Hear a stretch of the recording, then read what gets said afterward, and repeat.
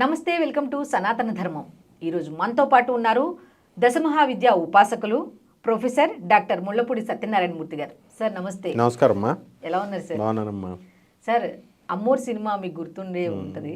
Cinema థియేటర్లో పూనకాలు అనగానే ఆ సినిమా చూడంగానే నిజంగా అయ్యో బాబు అన్నట్టుగా ఒళ్ళు పులకరించిపోతూ ఉంటుంది. ఈ మధ్యకాలంలో మనం ఫేస్బుక్ చూసినా, వాట్సాప్లో మెసేజెస్ చూసినా ఎక్కువ శాతం ఆ అమ్మోరు సినిమాను తలపించే రీతిలో ఒక ఆవిడ పేరు బాగా పాపులర్ అయిపోయింది. ఆవిడ ఎవరు ఏంటి అనేది మేము చెప్పడం కన్నా మీ ద్వారా తెలుసుకోవాలనుకుంటున్నాం. కొద్దిగా వివరాలు చెప్పండి దాని గురించి. మనకి ఈ పూనకాలు రావడం అనేటటువంటిది ఇలాంటి దేవతలు, మనుషులు కాదు, వీళ్ళు ఏకంగా దేవతలే. ఇవి నా చిన్నప్పటి నుంచి కూడా ఉన్నాయి. వెంకటేశ్వర స్వామి పూనకం వచ్చేది ఒక ఆయనకి, తణుకులో పైడిపర్లో. కళ్ళు రెండు ఉండేవి కాదు, అంటూ ఉండేవాడు. వెళ్తుంటే చెప్పేవాడు. పోన్లే, ఆయన పాపం పండు ముసలాయన కాబట్టి ఆయన చెప్తే దేవుడు గారు అనేవారు జనం. వెళ్ళేవారు, రూపాయి ఎంతో తీసుకునేవాడు. అలాంటి వాళ్ళు పర్వాలేదు, వయసులో పెద్దవాళ్ళు. ఇప్పుడు ఉన్నటువంటి వాళ్ళంతా కూడా మగవాళ్ళకి పూనకాలు వచ్చేస్తున్నాయి, ఆడవాళ్ళకి పూనకాలు వచ్చేస్తున్నాయి, అండ్ పేర్లు కూడా వెరైటీ పేర్లు వచ్చేస్తున్నాయి. మణిద్వీప వర్ణన అని ఒకటి ఉంది మనకి, అణిమాసిద్ధే లగిమాసిద్ధే ఖడ్గమాల్లాగా. మణిద్వీప వర్ణన అనేటటువంటిది తెలుగులో ఒక వ్యక్తి రాశాడు అనమాట. అది రాసిన తర్వాత అసలు యాక్చువల్గా ఎవరిది మణిద్వీపం అంటే ఏంటి? మణిపూరాంతరయుత విష్ణుగ్రంథి విభేదిని, ఆజ్ఞా చక్రాంతరాళస్థ రుద్రగ్రంథి విభేదిని, మణిపూరాంతరయుత విష్ణుగ్రంథి విభేదిని, తర్వాత మూలాధారైక నిలయ బ్రహ్మగ్రంథి విభేదిని, సహస్రారాంభుజారూఢ సుధాసారాభివర్షిణి. ఇది శాస్త్రం, లలితా శాస్త్రం చెప్పేది.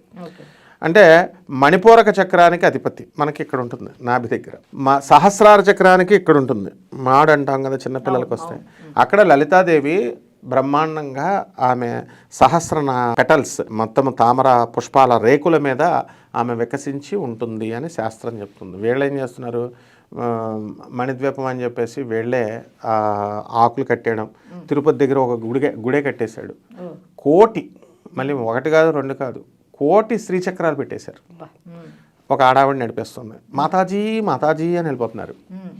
తర్వాత ఇంకొకడు బంగారం టెంపుల్ కట్టేశాడు వెల్లూరు దగ్గర. అసలు అమ్మవారు లక్ష్మీదేవి ప్రచారం కంటే ఈయన శక్తి అమ్మ అంటూ ఈయన. అలాగే పుట్టపర్తి సాయిబాబా గారు అప్పట్లో నోట్లో నుంచి తీసేవారు. తర్వాత ఈ యొక్క చేతుల విభూతి సృష్టించేవారు. పోనీ ఆయన అంటే పెద్ద ఆయన. మనకి అనంతపురం అంతా కూడా బాగు చేశారు, వాటర్ స్కేర్సిటీ ప్రాబ్లము. స్పీచెస్ అద్భుతం. ఈ మిరాకల్స్ అనేటటువంటివి ఇవన్నీ కూడా లోయర్ క్యాడరే పీపుల్కి మాస్కి అట్రాక్ట్ అవ్వడానికి ఆయన చేసేవారు. అసలు ప్రభాత్ రంజన్ సర్కార్ ఒరిజినల్ గురువు గారు, ఆయన సుభాష్ చంద్రబోస్ మేనల్లుడు. ఆయన పర్సనల్ కాంటాక్ట్ ఇచ్చేవారు. పర్సనల్ కాంటాక్ట్ ఇచ్చి ఆనంద్ మార్గ ఆశ్రమం అనమాట. ఆయనే సాక్షాత్ శివుడు, ఆయనే కృష్ణుడిగా పుట్టారు. ఆయనే ప్రభాత్ రంజన్ సర్కార్, ఆనందమూర్తి అంటారు. పుట్టపర్తి సాయిబాబా గారికే పర్సనల్ కాంటాక్ట్ ఇచ్చిన వ్యక్తి ఆయన. 500 సంవత్సరాల క్రితం పుట్టపర్తి సాయిబాబా గారు ఒక రాజకుమారుడు ఆయన. ఇలా ఆయనకి తెలుసు, మాకు తెలుసు, ఎందుకంటే మా గురువు గారు కాబట్టి ఆయన, ప్రభాత్ రంజన్ సర్కార్ గారు. సో సత్యసాయిబాబా గారిని మనం తప్పకుండా గౌరవించాలి. ఎందుకంటే ఆ ఊరందరికీ దాహాన్ని తీర్చారు, ఎంతో డెవలప్మెంట్ చేశారు, హాస్పిటల్స్, ఎడ్యుకేషనల్ ఇన్స్టిట్యూషన్స్, ఇవన్నీ. ఎక్కడ బ్యాడ్ అయ్యాడంటే ఆయన మ్యాజిక్స్ చేయకూడదు దేవుడి దగ్గర. వీళ్ళు పుట్టకొకళ్ళు ఇళ్ళకొకళ్ళు మ్యాజిక్స్ చేసేస్తూ దొంగపీఠాలు, దొంగ గుళ్ళు పెట్టేసి, మా చెల్లాయి సత్యభామ ఊరుకోదు, తోలు తీసేసింది ఆవిడ్ని. మరి ఈ యొక్క మణిద్వీపేశ్వరి అన్న ఆవిడ ఒక స్కూల్ టీచరు. ఆ టీచర్ ఏం చేసిందంటే టీచింగ్ జాబ్ రిజైన్ చేసేసి ఒక ఇంట్లోనే ఒక పీఠం పెట్టుకొని, తర్వాత ఈ రన్నింగ్ రేస్ అనమాట. అక్కడి నుంచి అమ్మవారు వస్తున్నట్టుగా మంచిగా ఇలాగా మళ్ళీ స్పీడ్గా వెళ్ళడం, మళ్ళీ స్పీడ్గా రావడం, చేతులు ఇలా తిప్పడం. సో ఎవరి మాన్యువల్ హ్యాబిట్స్ అట్లాగా, మేనరిజం, ఎవరి మేనరిజంకి తగ్గట్టుగా వాళ్ళు ఒక్కొక్కళ్ళు డ్యాన్సులు వేస్తారు. ఇక్కడ మనకి హైదరాబాద్లో కూడా ఉన్నారు మగవాళ్ళు ఏకంగా పూనకాలు అనమాట. ఇది పైన తలకాయలు పెట్టుకొని. ఒక ఇంటర్వ్యూలో కూడా ఒక మాట చెప్పింది సార్, ఏంటి అంటే అమ్మవారు నా వైపు కోపంగా చూసింది, ఏంటమ్మా అలా చూసావు అనగానే మళ్ళీ శాంతించింది అని. ఏంటి ఇదంతా అంటే అమ్మవారినే కంట్రోల్ చేసేస్తే మహాశక్తి అనమాట ఈమె. పనికిమాలిన ఇటువంటి యూజ్లెస్ ఫెలోస్ అందరూ ఉండబట్టి సనాతన ధర్మము, ఆ అమ్మవారి యొక్క పరువు పోతుంది. అమ్మవారు ఎవరికి కూడా దర్శనాలు ఫిజికల్ రూపంలో ఇవ్వదు. ఎట్టి పరిస్థితుల్లో సకల పరమేశ్వరి అమ్మవారు అంటే ఏంటి? పరమ పవిత్రమైనటువంటి తత్వం. దేవుడు అంటే ఏంటమ్మా? All pervading. ఆ డెఫినేషన్ వాళ్ళకి తెలీదు. సర్వ వ్యాపకురాలు. తర్వాత ఆల్ పవర్ఫుల్, సర్వశక్తిమంతురాలు. అణువులో ఉంటుంది సర్వవ్యాపకురాలంటే. ఓమ్నిసెంట్, ఆమె తప్ప వేరే అంత శక్తి ఎవరికి ఉండదు. Omnipresent, omniscient, omnipotent. ఏకైక శక్తిమంతురాలు. She second to herself, ఆమె సాటి. రెండో వాళ్ళు అన్కంపారబుల్, ఇంకొకళ్ళు పోల్చడానికి కూడా ఉండదు. బ్రహ్మ విష్ణు మహేశ్వరులు కూడా ఆమె కాలి గోటికి కూడా పనికిరారు, ఎందుకంటే ఆమె సృష్టించిందే. ఓకే, అటువంటి జగజ్జనని అయినటువంటి బెజవాడ కనకదుర్గమ్మ తల్లి పరమ పవిత్రాలైనటువంటిది. వీళ్ళు అన్ని మాంసాలు తినేస్తారు, అన్ని అబద్ధాలే చెప్తారు. మానవ శరీరం వచ్చిన తర్వాత 64 ప్రొపెన్సిటీస్ ఉంటాయి, చిత్తవృత్తులు. 64 చిత్తవృత్తులు ఉన్నటువంటి వీళ్ళు మోసాలు చేస్తారు, అబద్ధాలు ఆడతారు, రకరకాల పదార్థాలు తింటారు. నాన్ వెజిటేరియన్, గేన్ వెజిటేరియన్, పోనీ అది తినకపోతే మొత్తం బకాసురులా తింటారు. ఇవన్నీ చేసేటటువంటి వీళ్ళు అపవిత్రమైనటువంటి ఆలోచనలతో ఉంటారు. వీళ్ళ మీద పరమ పవిత్రమైనటువంటి పరాశక్తి వీళ్ళకి వస్తుంది. అసలు అమ్మవారంటే ఏమనుకుంటున్నారు? మనిషి అనుకుంటున్నారు వీళ్ళు. అమ్మవారంటే లైవ్ ఎలక్ట్రిక్ కరెంట్. అంటే ఇప్పుడు మనం కరెంట్ స్విచ్ చేసుకుంటున్నాం కదా, స్విచ్ చేసుకుంటే దీన్ని డెడ్ కరెంట్ అంటాం. దాని ద్వారా లైట్లు వెలుగుతాయి, కెమెరాలు వెలుగుతాయి, ఇవన్నీ పనిచేస్తాయి. అంతేగాని ఆ కరెంట్ ఎవరికి కనబడదు. అలాగే లైవ్ కరెంట్ అంటారు. అమ్మవారిని ఉపయోగించుకొని మనము మన యొక్క సంకల్పాలు నెరవేర్చుకోవాలి, మన యొక్క గోల్స్ని నెరవేర్చుకోవాలి. ఈ గాడిదలకి తెలియంది ఏంటంటే ఎంతమంది ఉన్నారు ఇప్పుడు? 1000 కోట్ల జనాభా టోటల్ వరల్డ్లో. అంతే, అంతమందికి ఒకటి ఆలోచనలు ఇంకొకటికి 100% ఏకీభవించవు. సో ఇటువంటి వాళ్ళకి ఏంటంటే అమ్మా, అటువంటి సృష్టిని సృష్టించింది. ఒక 100 గజాల నేలలో ఒక్కొక్క గడ్డి, కొన్ని లక్షల గడ్డి మొక్కలు ఉంటాయి, ఒక్కొక్క దానికి ఒక్కొక్క ప్రాణం. చెట్లు 84 లక్షల స్పీసెస్, దోమలు, చీమలు, వీటిలన్నిటినీ సృష్టించింది పరమేశ్వర. ఓం సర్వ చైతన్య రూపాం తామాధ్యాం విద్యాం చ ధీమహి బుద్ధిం యోన ప్రచోదయాత్. దేవి భాగవతం మొదటి శ్లోకం చెప్తుంది క్లియర్గా. ఏ విద్యలకి, ఆది విద్యలకి, అన్నిటికీ మూలమైనటువంటి చైతన్య స్వరూపిణి అయినటువంటి ఆ పరమేశ్వరి నా బుద్ధిని సరైనటువంటి మార్గాల వైపు ప్రేరేపించుగాక అని చెప్తోంది. ఓం భూర్భువస్సోహం తత్సవితుర్వరేణ్యం భర్గో దేవస్య ధీమహి ధియో యోన ప్రచోదయాత్.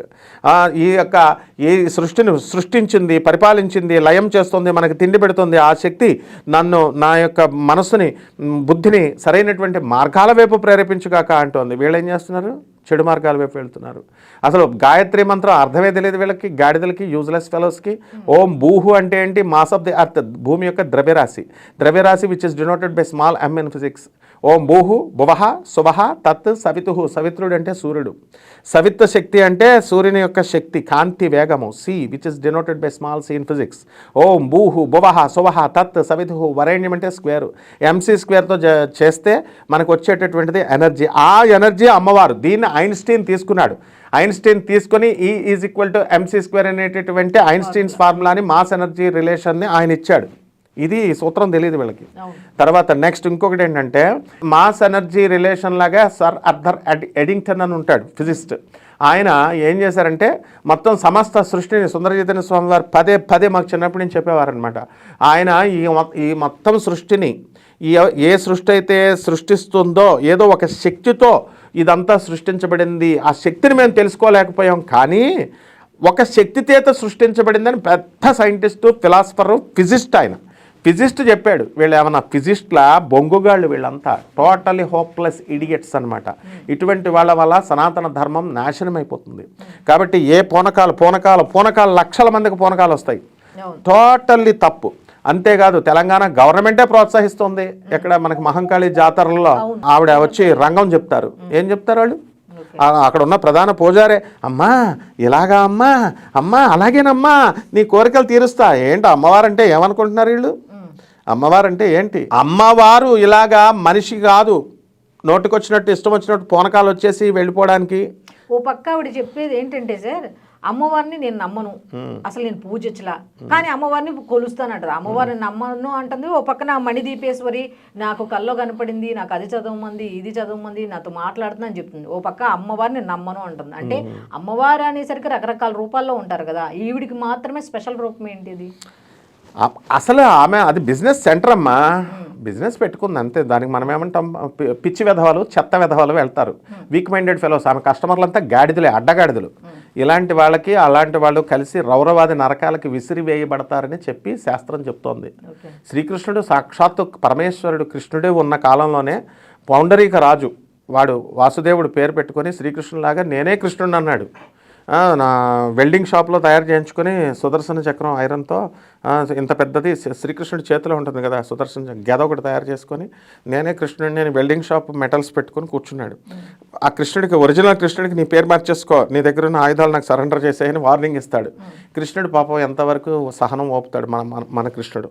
వస్తాడు, వచ్చాడంటే మాత్రం డూప్లిసిటీని ఎంటర్టైన్ చేయడు. రాగానే వీడేమనుకుంటున్నాడు, వీడు ఒక మాయలో ఉన్నాడు, నేనే ఒరిజినల్ కృష్ణుడు వాడే డూప్లికేట్, ఒరిజినల్ కృష్ణుడు డూప్లికేట్ అనుకుంటున్నాడు మన కృష్ణుడిని. సుదర్శన చక్రం ఎత్తడానికి కూడా వీడికి బలం లేదు, అది విసురుతాడు ఎలాగో. అది వెల్డింగ్ షాప్లో తయారు చేసిన ఇనప చక్రం లాంటిది, ఒక ఎద్దుల బండి చక్రం ఉంటుంది కదా అలాంటిది. అది కృష్ణుడిలో ముక్కలు అయిపోద్ది. గద విసురుతాడు, కృష్ణుడి దగ్గర మొక్కలు అయిపోద్ది. ఏంటి ఇలా అయిపోయింది డౌట్ వస్తుంది. అప్పుడు వస్తుంది వీడికి డౌట్, నేను కొంపతీసి ఆయనే ఒరిజినల్ కృష్ణుడా నేనే డూప్లికేట్ కొంపతీసి అని.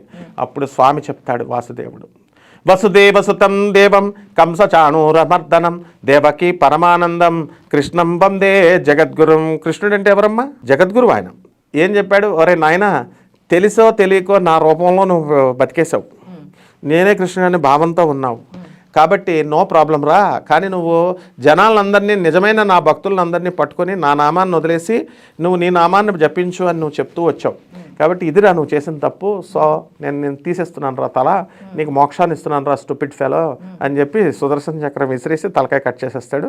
ఆత్మను తనలో కలుపుకుంటాడు. అటువంటి కరుణామయుడు కృష్ణుడు. ఈ గాడిదలకి ఏం తెలుసు, హిరణ్యకశిపుడు ఇంకొక అడ్డగాడిద. వాడేం చేసేవాడు, నేనే హిరణ్యకశ్యపుణ్ణి, నేనే దేవుణ్ణి, ఓం హిరణ్యకశ్యపాయ నమహాను ఓం నమో నారాయణాయ అనొద్దా అని అనేవాడు. విష్ణుమూర్తి ఏం చేశాడు, తన అంశని ప్రహ్లాదుడిని పంపుతాడు వాడి కడుపులోకి. పంపించి ఓం నమో తన భక్తుడు దేవర్షి ఆయన నారదుడు చేత ఉపదేశిస్తాడు వాళ్ళ ఆవిడికి, హిరణ్యకశ్యపుడు భార్యకి. చిన్నప్పటి నుంచి నారాయణ మంత్రం చెప్పించాడు. అంతా అయిపోయిన తర్వాత వీడి చెల్లెలు, హిరణ్యకశ్యపుడి చెల్లెలు హోళిక ఏమంటుంది, అష్టసిద్ధులు ఉన్నాయి కదా, అగ్నిస్తంభన విద్యొచ్చు కదా, వీడిని పట్టుకొని నేను అగ్నిలో కూర్చుంటాను ప్రహ్లాదుడి గారిని పట్టుకొని, మొత్తం కాలిపోతుంది, అప్పుడు మానేస్తాడు వీడు అని చెప్పి కూర్చుంటుంది. శ్రీ మహావిష్ణువు ఏం చేశాడు, ఇక్కడ పిచ్చోళ్ళకి ఇప్పుడు ఈ మణిద్వీపేశ్వరి ఈ డూప్లికేట్ గాళ్ళకి ఇలాంటి వాళ్ళందరికీ కరెంట్ షాక్ పెడతాం అన్నమాట మేము హాస్పిటల్లో. పిచ్చి కరెంట్ పెంచినప్పుడు తెలుస్తుంది పిచ్చి, సైక్రియాట్రిక్ ట్రీట్మెంట్ అనమాట. అలా పెట్టాలి వీళ్ళందరికీ. అప్పుడు వాడి శ్రీకృష్ణ పరమాత్మ ఏం చేస్తాడు, నారాయణుడు పెంచగానే హీట్ యొక్క ఇంటెన్సిటీని పెంచేసరికి హోళికి కాలిపోయింది. మరి అప్పుడు హిరణ్యకశిపుడు గాడు దేవుడేగా, ఆ దేవుడు వచ్చి ఈమెని కాపాడొచ్చుగా, లేడు, కాపాడలేకపోయాడు. అప్పుడు వాడికి తెలిసింది ఓహో నేను దేవుడిని కాదు అని. అందువలన ఇలా నేనే దేవతల్ని నేనే దేవుణ్ణి అనుకునేటటువంటి అడ్డగాడిదలు అందరూ తెలుసుకోవాల్సింది ఏంటంటే, వీళ్ళు కొంతకాలమే తాత్కాలికమే పీక్ మైండెడ్ ప్రజలను ఆకర్షించగలుగుతారు. 10 మంది ఆహా అమ్మవారమ్మ, ఆహా నువ్వు మణిద్వీపేశ్వరి అమ్మ అని మెచ్చుకుంటారు. ఈ 10 మంది మెహర్బానీ కోసం వీళ్ళు మెచ్చుకుంటారు కదా, ఒక స్థుతి కోసం వీళ్ళు మెచ్చుకుంటారు కదా, ఇద్దరు రౌరవాద నరకాలకు వెళ్ళిపోతారు. ఇది శాస్త్రం చెప్పే విషయం. కాబట్టి ఆమె కాదు పాపం, ఆవిడేదో ఆడపిల్ల బిజినెస్ పెట్టుకుని చేసుకొని మిగతా వాళ్ళందరూ వెళ్ళి ఆవిడ గురించి పక్కన పెడితే ఇట్లాగా సనాతన ధర్మం మీద అసలుకే రాళ్ళు విసిరేవాళ్ళు ఈ నేటి కాలంలో ఎక్కువ అయిపోయారు. మరి ఇలాంటి వేరే వాళ్ళకి అవకాశం ఇచ్చినట్టు ఉంటుంది కదా ఇట్లా. డెఫినెట్గాను వాళ్ళు దొందు అని వాళ్ళు కూడా అలాగే ఉన్నారులే. వాళ్ళు కూడా జీసస్ క్రైస్ట్ వచ్చేసాడు, పాస్టర్లు దేవుడు మాట్లాడుతున్నాడు హల్లెలూయా హల్లెలూయా అంటాడు. ఇదిగో మొత్తం ఏంటి నీకు in the name of Jesus, in the name of Jesus, the Holy Spirit, in the name of Holy Spirit I withdraw the evil spirit అని ఇలాగా ఆలో అంటారు. ఆలో అలాంటి ఎదవలే, మనం అలాంటి ఎదవలమే ఎవరు ఈ ప్రొఫెషన్ లో ఉన్న వాళ్ళు. కాబట్టి మనం ఎవరం కూడా వాళ్ళ మీద వాళ్ళు మాత్రం మన మీద వేస్తూ ఉంటారు కాబట్టి ఎంత జాగ్రత్తగా ఉండాలి ఇలాంటి టైంలో. కానీ రావటం లేదు. వాళ్ళకి అమ్మవారితో పనే ఉంది, వాళ్ళకి డబ్బులు కావాలా, సనాతన ధర్మంతో పనే ఉంది, వాళ్ళకి డబ్బులు కావాలా. అందుకనే ఇప్పుడు మన భారతదేశం తీసుకుంటే మొత్తం మూఢదేశం ఇది, డాగ్మా సెంటర్డ్ ఫిలాసఫీ. ఈ డాగ్మా సెంటర్డ్ ఫిలాసఫీని ఎప్పటికైనా కుప్పకూలిపోద్ది. Material centered philosophy కుప్పకూలిపోద్ది.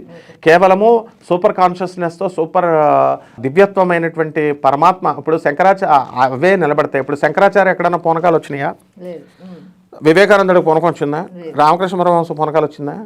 మరి రావు. వీళ్ళందరూ మహాత్ములకు ఎవరు రావు, వీళ్ళకి వస్తాయి. వీళ్ళంతా వివేకానందుడి కంటే గొప్పవాళ్ళు, వీళ్ళు అడ్డగాడిదలు, వీళ్ళు దిస్ హోప్లెస్ ఫెలోస్. వీళ్ళంతా పూనకాలు చేసేటప్పుడు గవర్నమెంట్ యాక్షన్ తీసుకోవాలి. గవర్నమెంట్ ఏమీ తీసుకోదు, ప్రజలేమో ఎంకరేజ్ చేస్తారు. ఇంకా సంస్కరించాలన్న వాళ్ళు మన మీద రాళ్ళు వేస్తారు. నువ్వు చూసావా, నువ్వు వచ్చావా, అమ్మవారి దగ్గరికి రా, నీకు కూడా ఇస్తాం. చివరికి మోసపోయిన తర్వాత అప్పుడు మళ్ళీ అప్పుడు కూడా బుద్ధి రాదు ఈ గాడిదలు. అప్పుడు కూడా రాదు మళ్ళీ ఇంకొకళ్ళు వస్తారు, అక్కడికి వెళ్ళిపోతారు, షిఫ్ట్ అయిపోతారు. ఇప్పుడు వీళ్ళందరూ అంతేనమ్మా. ఇప్పుడు ఆధ్యాత్మికత అంటే ఏంటి, నెగిటివిటీ. ఆధ్యాత్మికత అంటే ఏంటి, ఇలాంటివే పూనకాలే అనుకున్నారు. నిజమైన పూనకం ఈ సృష్టించిన తర్వాత ఒకసారి వచ్చింది, ఒకళ్ళకే వచ్చింది పూనకం. ఎవరికంటే జగద్గురు అయినటువంటి ఆదిశంకరాచార్యుల వారి యొక్క ఆయన కాపాలికుడు ఒకడు వస్తాడు. 67 మతాలని సంస్కరించుకుంటూ వస్తున్నాడు. వాడేమంటాడు, నువ్వు ఈ దేహంతో ఏం పని లేదు కదా నీకు, ఆత్మ పరమాత్మ ఒకటే అన్నావు కదా, అందువలన రా, అయితే నేను నీకు బలిచ్చేస్తాను అంటాడు అమ్మవారికి. తీసుకెళ్ళిపో అంటాడు. అప్పుడు కాపాలికుడు తీసుకువెళ్ళిపోయి అమ్మవారికి బలి చేయబోతుంటే అప్పుడు ఆ జగన్మాత నరసింహస్వామి ఏం చేస్తాడంటే పద్మపాదుడు అనేటటువంటి శిష్యుడి మీదకు ఆవహించి ఆ కాపాలికని గోళతో చీల్చి చంపేస్తాడు. అటువంటి మహాత్ములకి శంకరాచార్యుడు అంటే ఆది గురువు, సాక్షాత్ పరమేశ్వరుడు, జగద్గురువు. ఆయన సరస్వతీదేవే టెస్టులు పెట్టి అన్ని పాస్ చేయించి జగద్గురు తత్వాన్ని ఇచ్చింది, సర్వజ్ఞ పీఠాన్ని ఇచ్చింది. ఈ గాడిదలకి ఏముంటాయి, డబ్బులు పెట్టుకుని పీఠాలు కొనుక్కునే గాడిదేమో నిత్యానంద అని ఒక అడ్డగాడిద ఉండేవాడు, సినిమా హీరోయిన్తో కలిసి తిరిగేవాడు. వాడేమో మైసూరు పీఠమో ఏదో ఒక పీఠాన్ని ఒక 100 కోట్లు పెట్టేస్తే ఏనుగు మీద ఊరేగించి పీఠాధిపతిని చేశారు. ఇటువంటి అన్నీ ఉండగా ఏం సంస్కరణ జరుగుద్ది. కాబట్టి ఇలా వీళ్ళంతా కూడా బిజినెస్ పీపుల్ అనమాట. సో సనాతన ధర్మానికి ఏం చెక్కు చెదరదు. ఇట్లాంటి యూజ్లెస్ ఫెలోస్ పుడుతూ ఉంటారు. పుట్టలోని చెదలు పుట్టవా గిట్టవా విశ్వదాభిరామ వినురవేమ. అదమ్మా. థ్యాంక్ యూ గురుగారు. థ్యాంక్ యూ అమ్మా.